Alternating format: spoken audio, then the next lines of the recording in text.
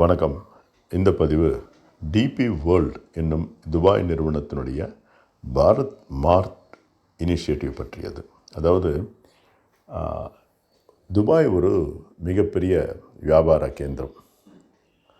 என்ன சொல்லுவாங்கன்னா, துபாயில் இருந்து உலகத்தினுடைய எந்த மூலைக்கும் கிழக்கேவோ மேற்கேவோ அடுத்த 24 மணி நேரத்தில் போய் சேர்ந்துட முடியும் அப்படின்னு சொல்லி, அது உண்மையும் கூட. ஏன்னா நிறைய எல்லா கனெக்ஷன்ஸும் உங்களுக்கு துபாயில் போயிட்டிங்கன்னா இருக்குது. அதாவது ஒன்று யூரோப் போகிறதுக்கோ, கனடா போகிறதுக்கோ, இல்லை யூஎஸ் போகிறதுக்கோ, இல்லை இந்த பக்கம் கிழக்க ஜப்பான் போகிறதுக்கோ உங்களுக்கு கனெக்டிவிட்டி துபாயிலிருந்து இருக்குது. அது ஒரு மையப்பகுதி, உண்மையான ஒரு மிடில் ஈஸ்ட்னா உண்மையாகவே மிடில் ஈஸ்ட் அப்படின்னு இருக்குது. இது ஒரு எப்படி ஒரு பெரிய ஒரு லாஜிஸ்டிக்கலாக எப்படி ஒரு பெரிய ஒரு விஷயம் அப்படின்னா,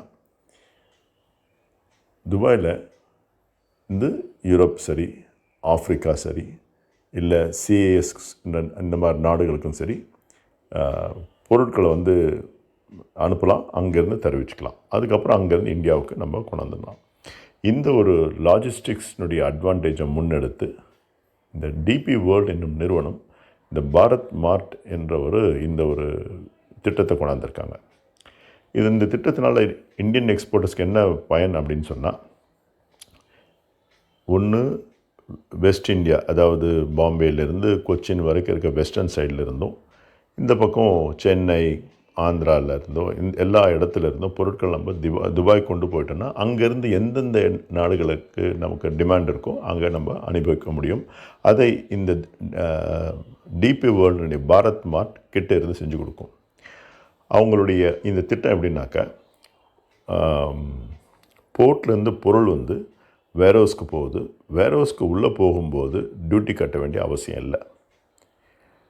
மறுபடியும் நீங்கள் துபாயிலேருந்து வேறு எந்த இடத்துக்காவது ரீஎக்ஸ்போர்ட் பண்ணணுன்னா அங்கேருந்து அப்படியே டியூட்டி கட்டாமல் நீங்கள் எக்ஸ்போர்ட் பண்ணிடலாம். இல்லைன்னா துபாய் மார்க்கெட்டுக்குள்ளே தான் நம்ம போகணும் அப்படின்னா, எப்போ விற்கிறோமோ அப்போ டியூட்டி கட்டி அனுப்பிச்சா போகிறோம். இது ஒரு ரொம்ப பெரிய ஒரு உதவி. ஒரு யோசிச்சு பாருங்கள், ஒரு பெரிய கடை இருக்குது.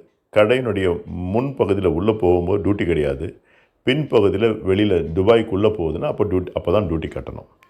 அதனால் அது ஒரு மார்க்கெட் ஆக்சஸ் நல்லாயிருக்கும். ப்ளஸ் ஆஃப்ரிக்காவிலிருந்தும் சிஏஎஸ் கண்ட்ரியிலிருந்தும் இந்த துபாய் நாட்டுக்கு பொருட்களை வாங்கிட்டு போகிறாங்க. அதனால் நம்ம இங்கேருந்து எந்த பொருள் எடுத்துகிட்டு போனாலும் சரி அதை அங்கே விற்க முடியும். அது தவிர இங்கே நல்ல ஒரு சஸ்டைனபிளாக பண்ணியிருக்காங்க, ஈக்கோ ஃப்ரெண்ட்லியாக. அதாவது சுற்றுப்புற சூழல் மாசு இல்லாமல் இந்த ஒரு திட்டத்தை அவங்க முன்னெடுத்து செய்கிறாங்க. இந்த திட்டமானது நம்ம இந்தியாவில் $1 trillion எக்ஸ்போர்ட்ஸ்னு சொல்லி முன்னெடுத்திருக்கோம். அதுக்கெல்லாம் இந்த மாதிரி புது புது முன்னேற்பாடுகளை செஞ்சோன்னாக்கா நம்மால் நிச்சயமாக பண்ண முடியும். குறிப்பாக இப்போ தமிழ்நாடுன்னு அப்படி நம்ம எடுத்துக்கும்போது 7 விதமான ப்ராடக்ட் நமக்கு முக்கியமானது. என்னென்னா textiles, garments, engineering, processed foods, leather, இந்த மாதிரி. இதுக்கெல்லாம் மார்க்கெட் அதிகமாக இருக்கிறது இப்போதைக்கு பார்த்திங்கன்னா யூஎஸ், யூரோப், ஜப்பான் தான் நம்ம அதிகமாக நம்பியிருக்கோம். இந்த நாடுகள்லாம் நமக்கு இதுக்கு மேலே நம்மளால் எக்ஸ்போர்ட் ரீச் ஆக முடியல பல காரணங்களால். அப்போ நம்ம புது மார்க்கெட்டை தேட வேண்டிய ஒரு சூழ்நிலையில் கட்டாயத்தில் இருக்கோம். புது மார்க்கெட் எங்கே இருக்குதுன்னு பார்த்திங்கன்னா, ஆஃப்ரிக்கா கண்டத்தில் இருக்க 53 நாடுகளும் நமக்கு ஒரு புது மார்க்கெட்டாக இருக்குது. இந்த ஆஃப்ரிக்கன் மார்க்கெட் ரீச் பண்ணுறதுக்கு துபாய் ஒரு முக்கியமான லாஜிஸ்டிக்ஸ் பாயிண்ட். அதை தவிர சிஏஎஸ் கண்ட்ரிஸ், இந்த ரஷ்யா சுற்றி இருக்கிற இந்த மற்ற நாடுகள், இதெல்லாம் நமக்கு துபாயிலிருந்து ரீச் பண்ணுறதுக்கு ரொம்ப சுலபமாக இருக்கும். அதுக்கு இந்த பாரத் மார்ட் அப்படிங்கிற ஒரு திட்டம் ரொம்ப அருமையான திட்டம். நம்ம இங்கேருந்து போய் அங்கே ஆரம்பிக்கிறதுக்கு வெறும் 3 லட்ச ரூபா கணக்கு வருது. 3 லட்ச ரூபாய் நம்ம திட்டத்தில் போட்டு நம்ம ஆரம்பிச்சோன்னா நம்ம பேரில் ஒரு கடை இருக்கும். நமக்கு நம்ம போய் தங்குறதுக்கு விசாலாம் அவங்களே ஏற்பாடு பண்ணி கொடுத்துட்றாங்க. நம்ம இங்கேருந்து போகாமையே அங்கே பொருள் அங்கே அனுப்பி வைக்கலாம். நமக்குன்னு ஒரு அக்கௌண்ட் மேனேஜர் அசைன் பண்ணுவாங்க. அந்த அக்கௌண்ட் மேனேஜர் தொடர்பு கொண்டு இந்த வரவு செலவு, அதாவது பொருள் அனுப்புறது, அவங்க ரீடிஸ்ட்ரிபியூட் பண்ணுறது, அப்புறம் விற்றாங்கன்னா நம்ம அக்கௌண்ட்டு கொடுக்குறதுன்ற அளவுக்கு வரைக்கும் அவங்க இந்த திட்டத்தில் கொண்டு வச்சு கொடுத்துருக்காங்க.